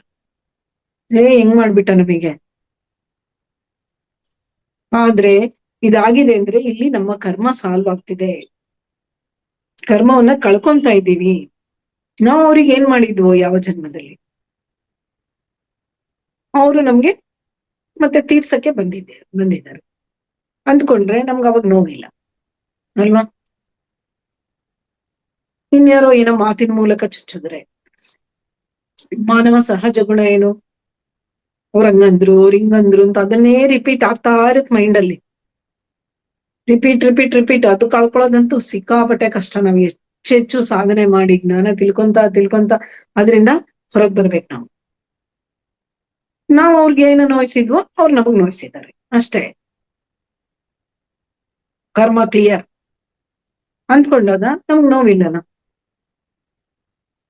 ಇಲ್ಲಿ ನಾವು ಈ ಒಂದು ದಾರಿಯಲ್ಲಿ ನಡೆದಾಗ, ಈ ಒಂದು ಜ್ಞಾನವನ್ನ ತಿಳ್ಕೊಂಡಾಗ ನಮ್ಗೆ ಏನಾಗುತ್ತೆ, ನಾವು ಒಬ್ಬ ಸಾಧಕನಾಗಿ ಸಾರ್ಥಕ ಜೀವನವನ್ನ ನಡೆಸಿದ ಹಾಗಾಗತ್ತೆ. ಒಬ್ಬ ಸಾಧಕನಾಗಿ ಸಾರ್ಥಕ ಜೀವನವನ್ನ ನಡೆಸಿದ ಹಂಗೆ ಆಗತ್ತೆ. ಪ್ರತಿಯೊಬ್ಬ ಮಾನವನ ಅಂತಿಮ ಧ್ಯೇಯ ಏನಪ್ಪಾ ಅಂದ್ರೆ ಸಮದರ್ಶತ್ವವನ್ನ ಸಾಧಿಸೋದು. ಎಲ್ಲವನ್ನು ಸಮಾನವಾಗಿ ಸುಖ ದುಃಖಗಳನ್ನ, ಕಷ್ಟ ಸುಖಗಳನ್ನ ಎಲ್ಲವನ್ನು ನಾವು ಸಮಾನವಾಗಿ ಸ್ವೀಕರಿಸೋದೆ, ಅಂಥ ಒಂದು ಮನಸ್ಥಿತಿಯನ್ನು ಹೊಂದೋದೆ ನಿಜವಾದ ಮಾನವನ ಧ್ಯೇಯ. ಈ ಸಂದೇಶವನ್ನ ಎಲ್ಲರಿಗೂ ಕೊಡ್ತಾ ಬರ್ಬೇಕು. ನಾವು ಎಲ್ಲರಿಗೂ ಕೊಡ್ಬೇಕು ಈ ಸಂದೇಶವನ್ನ. ನಾವು ಕೂಡ ಇದನ್ನ ಸಾಧನೆ ಮಾಡ್ತಾ ನಮ್ಮದಾಗಿ ಮಾಡ್ಕೋಬೇಕು. ನಾವ್ ಯಾವಾಗ ನಮ್ಮ ಜೀವನದಲ್ಲಿ ಅದನ್ನ ಹೆಚ್ಚೆಚ್ಚು ಫಾಲೋ ಮಾಡ್ತಾ ಬರ್ತೀವೋ, ಅನುಸರಿಸ್ತಾ ಬರ್ತೀವೋ, ಆವಾಗ ಇನ್ನೊಬ್ರಿಗೆ ಹೇಳಕ್ ಅನುಕೂಲ ಅಲ್ವಾ. ಅದಕ್ಕೆ ಸಾರ್ ಏನ್ ಮಾಡ್ತಿದ್ರು ಅಂದ್ರೆ, ಇನ್ನ ಧ್ಯಾನ ಕಲ್ತು ಇನ್ನು ನನಗೆ ಹಿಂಗಾಗಿದೆ ಅಂತ ಬಾ ಹೇಳ್ಬಾ ಸ್ಟೇಜ್ ಮೇಲೆ ಹೇಳೋವರೆಗೂ ಬಿಡ್ತಿರ್ಲಿಲ್ಲ ಮೈಕ್ ಕೊಟ್ಟವರಿಗೆ. ಎಷ್ಟೋ ಜನ, ಯಾಕೆಂದ್ರೆ ಎಲ್ಲರಿಗೂ ಮೈಕ್ ಇಟ್ಕೊಂಡು ಹೇಳಕ್ ಬರೋಷ್ಟು ಸಾಮರ್ಥ್ಯ ಇರೋದಿಲ್ಲ. ಇಂಡಿವಿಜುವಲ್ ಆಗಿ ಎಷ್ಟು ಬೇಕಿದ್ರು ಮಾತಾಡ್ತಾರೆ. ಅದೇ ಒಂದು ಸ್ಟೇಜ್ ಮೇಲೆ ಮಾತಾಡೋದು ಕಷ್ಟ. ಆದ್ರೆ ಪತ್ರಿಜಿಯವರಿಂದ ಎಷ್ಟೋ ಜನ ಮಾಸ್ಟರ್ಸ್ ರೆಡಿ ಆಗಿದ್ದಾರೆ ಇವತ್ತು. ಯಾಕೆ ಗೊತ್ತಾ? ಸಾರ್ ಎಲ್ಲರಿಗೂ ಧೈರ್ಯ ಕೊಟ್ಟು ಮಾತಾಡು ಅಂತ ಹೇಳ್ತಿದ್ರು. ಸ್ವಲ್ಪ ಮಾತಾಡೋದು, ಇನ್ನ ಹೇಳು ಅಂತ ಹೇಳಿಸ್ತಿದ್ರು. ಎಲ್ಲರನ್ನ ಮಾಸ್ಟರ್ಸ್ ಆಗಿ ರೆಡಿ ಮಾಡ್ತಾ ಇದ್ರು. ಅದೇ ನಮ್ಮ ಒಂದು ಪಿರಮಿಡ್ ಸೊಸೈಟಿಯಲ್ಲಿ ಏನಪ್ಪಾ ಅಂದ್ರೆ ಮಾಸ್ಟರ್ಸ್ ನ ರೆಡಿ ಮಾಡ್ತಾರೆ, ಶಿಷ್ಯರನ್ನಲ್ಲ. ಎಲ್ಲಿ ಹೋದ್ರು ಶಿಷ್ಯರು ರೆಡಿ ಆಗ್ತಾರೆ ಹೊರತು ಮಾಸ್ಟರ್ಸ್ ರೆಡಿ ಆಗಲ್ಲ. ಇಲ್ಲಾಂದ್ರೆ ಮಾಸ್ಟರ್ಸ್ ಅಂದ್ರೆ ಹೇಗಿರುತ್ತೆ, ಒಂದು ಬೈಂಡಿಂಗ್ ಇರುತ್ತೆ, ಒಂದು ಬೌಂಡರಿ. ಅವರು ಏನು ಮೆಸೇಜ್ ಇದೆ ಅದೇ ಮೆಸೇಜ್ ಅನ್ನ ಕೊಡ್ಬೇಕು. ನೀನು ಒಳ್ಳೇದಾದ್ರೂ ಇನ್ ಬೇರೆ ಏನು ಕೊಡೋಂಗಿಲ್ಲ, ಬೇರೆ ಯಾವುದೇ ಸಂಸ್ಥೆ ಬುಕ್ಸ್ ಓದಂಗಿಲ್ಲ. ಇವ್ರು ಎಲ್ಲ ಓದು, ಯಾರ್ದನ ಜ್ಞಾನ ತಗೋ, ಸಬ್ಕಾ ಸುನನ ಅಪನಾ ಕರ್ನ. ಅಂದ್ರೆ ಎಲ್ಲದನ್ನೂ ಕೇಳು, ನಿನ್ನ ಧ್ಯಾನ ನೀನು. ವಿಚಾರ ಎಲ್ಲಿಂದ ಬರುತ್ತೋ ಒಳ್ಳೇದನ್ನ ಎಲ್ಲದಕ್ಕೂ ಇಲ್ಲದನ್ನ ಸ್ವೀಕರಿಸೋದಕ್ಕೆ ರೆಡಿ ಆಗು. ಎಲ್ಲಾ ವಿಚಾರಗಳನ್ನ ಸ್ವೀಕರಿಸು, ಆದ್ರೆ ನೀನು ಧ್ಯಾನ ಮಾತ್ರ ಬಿಡಬೇಡ. ನಾವು ಧ್ಯಾನ ಮಾಡಿದ್ರೇನೆ ನಮಗೆ ಆ ವಿಚಾರಗಳು ಕೂಡ ಅರ್ಥ ಆಗತಕ್ಕಂಥದ್ದು. ನಾವು ಬುಕ್ಸ್ ಓದಿದ್ರು ಕೂಡ ನಮ್ಗೆ ಅರ್ಥ ಆಗ್ಬೇಕು ಅಂದ್ರೆ ಧ್ಯಾನ ಮಾಡಿದ್ರೇನೆ ಮಾತ್ರನೇ. ನೋಡ್ರಿ, ಕೆಲವು ಈ ವರ್ಡ್ಸ್ ಏನಿರುತ್ತೆ, ಕೆಲವು ಪದಗಳು, ಆಧ್ಯಾತ್ಮಿಕ ಪದಗಳು ನಮ್ಗೆ ಡಿಕ್ಷನರಿಲೂ ಸಿಗೋದಿಲ್ಲ. ಕೆಲವು ಡಿಕ್ಷನರಿಲಿ ಕೂಡ ಸಿಗೋದಿಲ್ಲ. ಈ ಟ್ರಾನ್ಸ್ಲೇಷನ್ಸ್ ಮಾಡ್ತಾರಲ್ಲ, ಅವರೇ ಹೇಳ್ತಾರೆ ಕೆಲವು ವರ್ಡ್ಸ್ ಟ್ರಾನ್ಸ್ಲೇಟ್ ಮಾಡ್ಬೇಕಾದ್ರೆ ಎಷ್ಟು ಕಷ್ಟ ಅಂದ್ರೆ ಅವು ಡಿಕ್ಷನರಿಲಿ ಕೂಡ ಇರೋದಿಲ್ಲ. English to Telugu to Kannada ಎಲ್ಲ ಮಾಡ್ತಾರಲ್ಲ ಟ್ರಾನ್ಸ್ಲೇಟರ್ಸ್, ಬಹಳ ಜನ ಮಾಡಿದ್ದಾರೆ ಬುಕ್ಸ್ ನ. ಹಾಗೆ ಅದೆಲ್ಲ ಅರ್ಥ ಆಗ್ಬೇಕು ಅಂದ್ರೆ ನಾವು ಧ್ಯಾನ ಮಾಡಿದ್ರೆ ಮಾತ್ರನೇ ನಮ್ಗೆ ಅರ್ಥ ಆಗ್ತಕ್ಕಂಥದ್ದು. ಅದಕ್ಕೆ ಫಸ್ಟ್ ಧ್ಯಾನ, ಆಮೇಲೆ ಜ್ಞಾನ. ಇಂತಹ ಒಂದು ಶ್ವಾಸ ಮಹಾವಿದ್ಯೆ ನಮಗೆ ಪತ್ರಿಜಿಯವರು ಕೊಟ್ಟಿದ್ದಾರೆ ಅಂದ್ರೆ ನಾವು ಎಷ್ಟೋ ಪುಣ್ಯವಂತರು. ಅದಕ್ಕೆ ಇವಾಗ ಸಾರ್ ಹೇಳ್ತಿದ್ರು, this is PSSM movement, pyramid spiritual society movement. Movement ಅಂದ್ರೆ ಏನು? ಮೂವ್ ಆಗ್ತಾ ಇರುತ್ತೆ, ಆಂದೋಲನ. ಇದು ಒಂದು ಚಳುವಳಿ ತರ ಹೋಗ್ತಾ ಇರುತ್ತೆ, ಮುಂದಕ್ಕೆ ಹೋಗ್ತಾನೇ ಇರುತ್ತೆ. ನಿಂತ ನೀರಲ್ಲ ಇದು. ನಿಂತ ನೀರು ಯಾವಾಗ್ಲೂ ಸ್ಮೆಲ್ ಬರುತ್ತೆ, ಕೆಟ್ಟೋಗುತ್ತೆ. ಹರಿಯ ನೀರು ಪರಿಶುದ್ಧವಾಗಿರುತ್ತೆ. ಹಾಗೆ ಇದು ಯಾವಾಗ್ಲೂ ಮೂವ್ಮೆಂಟ್, ಚಲಿಸ್ತಾ ಇರುತ್ತೆ. ಈ ಒಂದು ಟ್ರೈನ್, ನಾನು ಇಂಜಿನ್ನು, ಎಷ್ಟೋ ಬೋಗಿಗಳಿದೆ, ಎಲ್ಲ ಹತ್ಕೊಂಡಿದ್ದೀರಾ. ನನ್ ಜೊತೆ ಯಾರು ಕೊನೆಯವರೆಗೂ ಇರ್ತೀರೋ ಅವರೇ ಗುರಿಯನ್ನ ತಲುಪೋಕೆ ಸಾಧ್ಯ. ಮಧ್ಯದಲ್ಲಿ ಏನಾದ್ರೂ ಇಳಿದೋದ್ರೆ ನಾವೇ ನಷ್ಟ ಅನುಭವಿಸ್ತೀವಿ ಅಲ್ವಾ? ಇದಕ್ಕೇನೇಂತಾರೆ ಹೇಳ್ತಾರೆ, ಯೋಗ ಭ್ರಷ್ಟತ್ವ. ನಾವು ಎಷ್ಟೋ ಸಾಧನೆ ಮಾಡಿ ಮಧ್ಯದಲ್ಲಿ ಕೈ ಬಿಟ್ರೆ ಇದು ಯೋಗ ಭ್ರಷ್ಟತ್ವ ಅಂತಾರೆ. ಮತ್ತೆ ಜನ್ಮ ತಗೊಂಡು ಮತ್ತೆ ಸಾಧನೆಗೆ ಬರ್ಬೇಕು. ಯಾರಾದ್ರೂ ಯೋಗಿಗಳ ಮನೆಗೆ ಹುಟ್ಬೇಕು, ಯಾರಾದ್ರೂ ಇಲ್ಲಾಂದ್ರೆ ಬೇರೆ ಮನೇಲಿ ಹುಟ್ಟಿದ್ರು ಮತ್ತೆ ನಾವು ಅದಕ್ಕೆ ಹೋಗಿ ಆಪೋಸಿಟ್ ಆಗಿ. ಕೆಲವು ಮನೆಗಳಿರುತ್ತೆ ನೋಡ್ರಿ, ಗಂಡ ಹೋದ್ರೆ ಹೆಂಡತಿ ಬೈತಾಳೆ, ಹೆಂಡತಿ ಹೋದ್ರೆ ಗಂಡ ಬೈತಾನೆ. ಇಲ್ಲ ಮಕ್ಳು ಹೋದ್ರೆ ತಂದೆ ತಾಯಿ ಬೈತಾರೆ, ಇಲ್ಲ ಮಕ್ಳು ಅಪೋಸ್ ಮಾಡ್ತಾರೆ ತಂದೆ ತಾಯಿಗೆ. ಈ ತರ ಎಲ್ಲ ಬಹಳ ಇರುತ್ತೆ. ಯಾಕೆಂದ್ರೆ ನಾವು ಅವ್ರಿಗೆ ತೊಂದರೆ ಮಾಡಿರ್ತೀವಿ, ಒಂದ್ ಜನ್ಮದಲ್ಲಿ ಅವ್ರು ನಮಗ್ ತೊಂದರೆ. ಹೀಗೆ ಇದು ಮುಗಿಯಲ್ಲ ಸರಪಳಿ. ಜನ್ಮ ಜನ್ಮಕ್ಕೂ ಅವ್ರಿಗೆ ಕೊಡು, ಇವ್ರಿಗೆ ಕೊಡು. ಇದಕ್ಕಿಂತ ನಾವು ಯಾವಾಗ ಜ್ಞಾನ ತಿಳ್ಕೊಂಡ್ಬಿಡ್ತೀವೋ ಅದು ಅಲ್ಲಿಗೆ ಬ್ರೇಕ್. ಮತ್ತೆ ಅವ್ರು ಇನ್ನೊಂದ್ ಜನ್ಮದಲ್ಲಿ ನಮ್ಮನ್ ಕಾಡ್ಸೋದು, ನಾವು ಅವ್ರನ್ನ ಕಾಡ್ಸೋದು ಏನಿಲ್ಲ. ನಾವು ಜ್ಞಾನ ತಿಳ್ಕೊಂಡು ಹೌದಪ್ಪ ಓಕೆ ನಾವೇನೋ ಮಾಡಿದೀವಿ, ಅದಕ್ಕೆ ನಮ್ಗಿದು ಈ ತರ ರಿವರ್ಸ್ ಆಗಿದೆ ಅಂದ್ಬಿಟ್ಟು ನಾವು ಧ್ಯಾನಕ್ಕೆ ಕೂತ್ಕೊಂಡು ನಾನ್ ಸಲೀಸಾಗಿ ಧ್ಯಾನದ ಕ್ಲಾಸ್ ಹೋಗ್ಬೇಕು, ನಾನು ಹಾಯಾಗಿ ನನ್ನ ಧ್ಯಾನ ಸಾಧನೆ ಮಾಡ್ಕೋಬೇಕು, ಯಾರು ನನ್ಗೆ ಅಡ್ಡಿ ಮಾಡಲ್ಲ. ನಾನ್ ಯಾರಿಗಾದ್ರೂ ಯಾವ ಜನ್ಮದಲ್ಲಾದ್ರೂ ಅಡ್ಡಿ ಮಾಡಿದ್ರೆ ಅವ್ರು ನನ್ನನ್ನು ಕ್ಷಮಿಸಿ ಅಂತ ಹೇಳಿ ನಾವೊಂದ್ ಥಾಟ್ ತಗೊಂಡು ನಾವು ಬಲವಾಗಿ ಅಂದ್ಕೊಂಡ್ರೆ. ಈ ಒಂದು ತೆಲುಗು ಸಿನಿಮಾದಲ್ಲಿ ಒಂದು ಡೈಲಾಗ್ ಹೇಳ್ತಾನೆ ನಾಗಾರ್ಜುನ, ಒಂದು ಸಿನಿಮಾದಲ್ಲಿ, ಗಟ್ಟಿగా ಅನ್ಕೊಂಡೆ అయిపోతుంది ಅಂತ. ಅಂದ್ರೆ ನೀನು ಬಹಳ ಗಟ್ಟಿಯಾಗಿ ನಿರ್ಧಾರ ಮಾಡಿದ ತಕ್ಷಣ ನಿಂದ ನಡೆಯುತ್ತೆ ಅಂತ. ಹಂಗಂತ ಇನ್ಯಾರಿಗೋ ಕೆಟ್ಟದಾಗ್ಲಿ ಅಂತ ನಾವು ಗಟ್ಟಿಯಾಗಿ ಅಂದ್ಕೊಂಡ್ರೆ ಅದು ಮಾತ್ರ ಉಲ್ಟಾ ಹೊಡಿಯುತ್ತೆ, ನಮಗೆ ಬರುತ್ತೆ ರಿವರ್ಸ್. ನಮಗೆ ಒಳ್ಳೇದಕ್ ಮಾತ್ರ ನಾವ್ ಯಾವಾಗ ಗಟ್ಟಿಯಾಗಿ ಅಂದ್ಕೊಂತೀವೋ ಅದು ನೆರವೇರುತ್ತೆ. ಆ ರೀತಿ ನಮ್ಮ ಸಂಕಲ್ಪದಿಂದ ನಾವು ಅದನ್ನ ಪರಿಹಾರ ಮಾಡ್ಕೋಬಹುದು. ಅವರೇ ಸುಮ್ಮನಾಗ್ತಾರೆ, ನಮ್ಗೆ ಅಡ್ಡಿ ಮಾಡೋದಿಲ್ಲ.